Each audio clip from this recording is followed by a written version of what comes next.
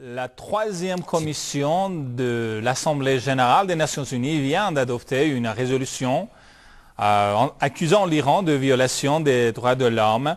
Une résolution d'ailleurs, un projet de résolution parrainé, mis en avant par les États-Unis, le Canada et certains pays européens.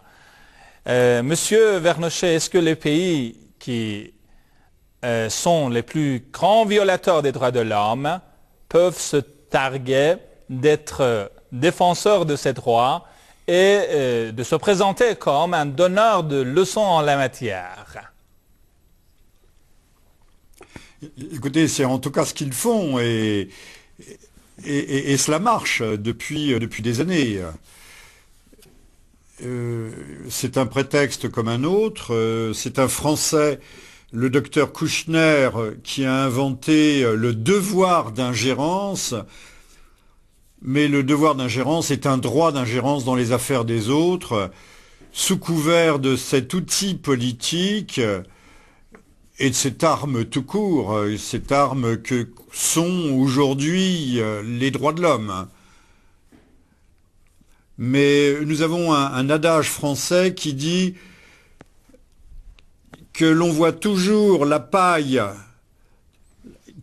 qui se trouve dans l'œil de son vis-à-vis, mais jamais la poutre qui est dans son propre œil.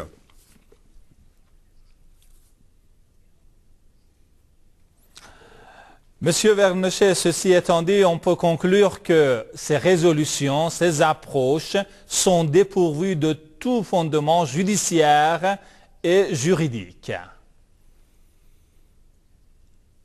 Écoutez, je ne sais pas si elles sont dépourvues de tout fondement judiciaire ou juridique, mais la résolution parle d'une inquiétude profonde de la communauté internationale à propos des droits de l'homme et suit d'ailleurs un véritable catalogue des horreurs.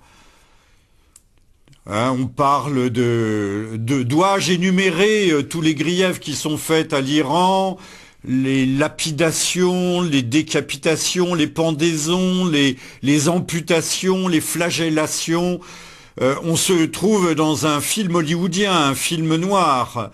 Alors maintenant, c'est à l'Iran à répondre en ouvrant par exemple grandes ses portes à des journalistes occidentaux et à leur montrer comment les choses se passent dans ces prisons, dans ces cours de justice, de façon à répondre et pas seulement à la tribune des Nations Unies où il est très difficile de se défendre sur des accusations aussi irrationnelles.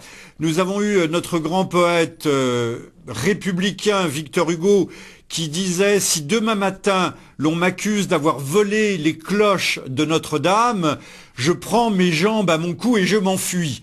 Comment voulez-vous prouver que ces accusations énormes ne sont pas fondées dès lors que seuls certains, la communication est tout à fait unilatérale?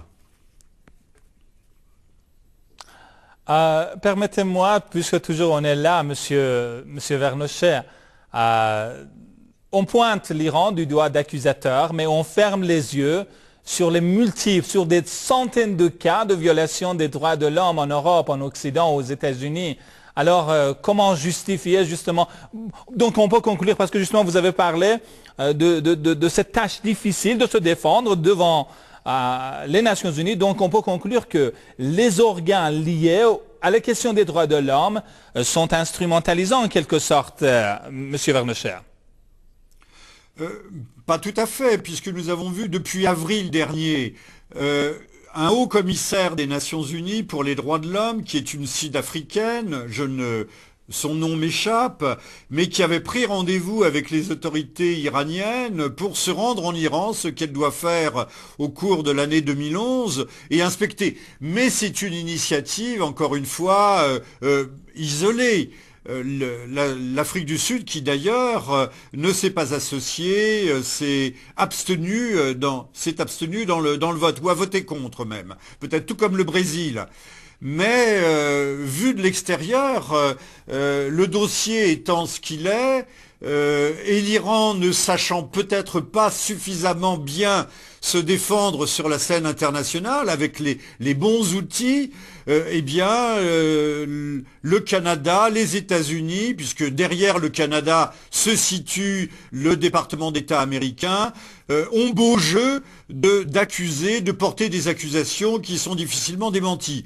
Je retiens d'ailleurs que l'on accuse souvent l'Iran de malmener ses minorités religieuses. Or, tous ceux qui ont l'occasion de se rendre en Iran voient bien que la communauté juive iranienne n'est pas du tout malmenée, qu'elle se trouve plutôt à l'aise en Iran, de même que les chrétiens ou les zoroastriens dont les symboles religieux se trouvent à peu près partout dans la vie courante iranienne. Mais encore une fois, vu derrière le mur qui enferme, en tout cas qui tente d'enfermer l'Iran, les puissances occidentalistes, je parle des gouvernements et je ne parle pas des peuples occidentaux qui sont pris en otage à la fois par leur gouvernement et par leurs médias. Ces gouvernements occidentalistes, donc, encore une fois, ont libre cours pour diffuser des contre-vérités majeures ou même des mensonges. Merci, Maintenant, monsieur. il revient à l'Iran de présenter, de renvoyer ces accusateurs à leur propre manquement. Et sans même parler des atteintes aux droits de l'homme qui sont toujours d'ailleurs discutables au sein même des États-Unis ou des puissances européennes, eh bien écoutez, les premiers droits de l'homme se situent aussi bien aujourd'hui en Irak qu'en Afghanistan et je pense que les exemples ne manquent pas. Permettez-moi de passer à un autre volet, le volet nucléaire, la question nucléaire. Plus que tout autre pays, l'Iran a coopéré avec l'Agence internationale de l'énergie atomique, l'Agence de sûreté nucléaire de l'ONU. Et plus que tout autre pays, Monsieur Vernochet, l'Iran est en ligne de mire des puissances occidentales. Et justement, ce qui se voit dans le récent rapport, bien sûr politisé en partie, de l'AIEA, qui a dénoncé en quelque sorte le manque de coopération de l'Iran avec l'AIEA. Alors, quel jugement portez-vous sur ce dernier rapport de l'AIEA? Écoutez, je ne porte pas de jugement particulier. De toute façon, dans tous les cas de figure, l'Iran aura tort. Quand un rapport n'est pas suffisamment à charge, on demande au rapporteur de réécrire son rapport. J'ai rencontré hier à Paris M. Hans Blix, qui a été à Bagdad avant la guerre de 2003, le dernier patron de la commission d'inspection des Nations Unies sur les armes de destruction massive, et il me racontait à quel point les autorités américaines se montraient mécontentes de rapports qui n'étaient pas suffisamment accusateurs pour l'Irak.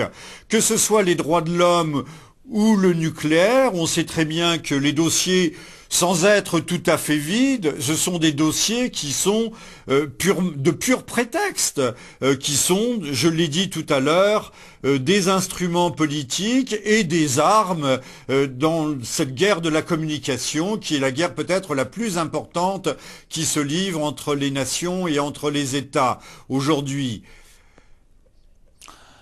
J'ai cité tout à l'heure le poète français Victor Hugo, je vais maintenant citer le grand Jean de La Fontaine, que chacun relise sa fable, le loup et l'agneau.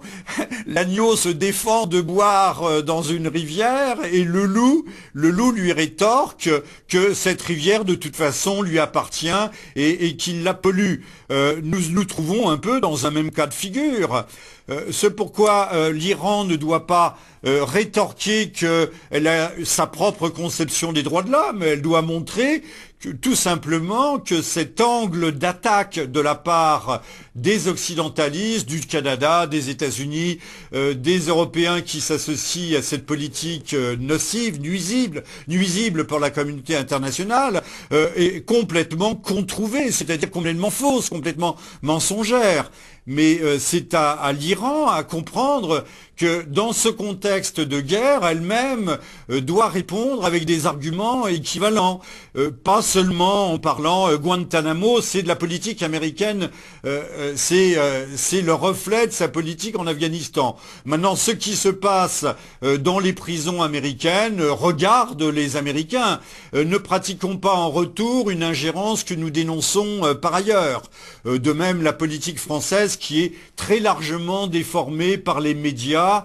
Là encore, ça mériterait tout à fait un long débat, mais en tout cas, là où nous pouvons critiquer la politique française, c'est dans la mesure où elle s'associe à ces politiques mensongères qui instrumentent la morale et les droits de l'homme au service de politiques qui sont en vérité impérialistes et hégémoniques. Merci, merci encore, M. Vernoche. Une toute dernière question en 2 minutes. Alors, l'Iran a prouvé sa bonne foi dans la question nucléaire en se disant prête, en restant ouvert aux négociations, et même tout récemment, Mme Ashton, chef de la diplomatie européenne, a annoncé que les négociations avec l'Iran reprendraient probablement le 5 décembre à Genève.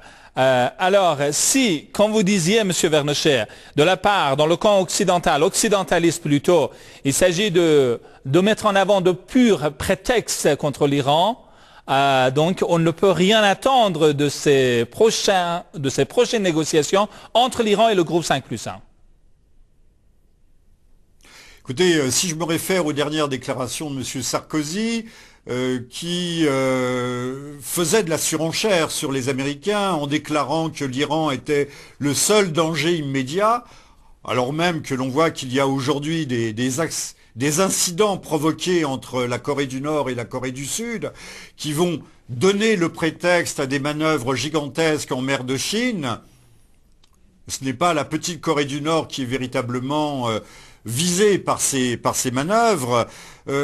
On voit bien encore une fois que ces retrouvailles avec Mme Ashton, qui n'est pas seulement la haute représentante de l'Union européenne, mais également l'interface avec les 5 membres permanents du Conseil de sécurité plus l'Allemagne, le groupe 5+1, on sait très bien aussi que c'est l'Iran qui avait demandé, qui avait pressé Mme Ashton de reprendre ce dialogue direct alors que l'Union européenne l'avait quasiment abandonné depuis un an, très exactement depuis le 1er octobre 2009. Qu'en attendre? Non, puisqu'encore une fois, le problème, quelle que soit la bonne foi de l'Iran, ne pourra pas être résolu, puisque c'est encore...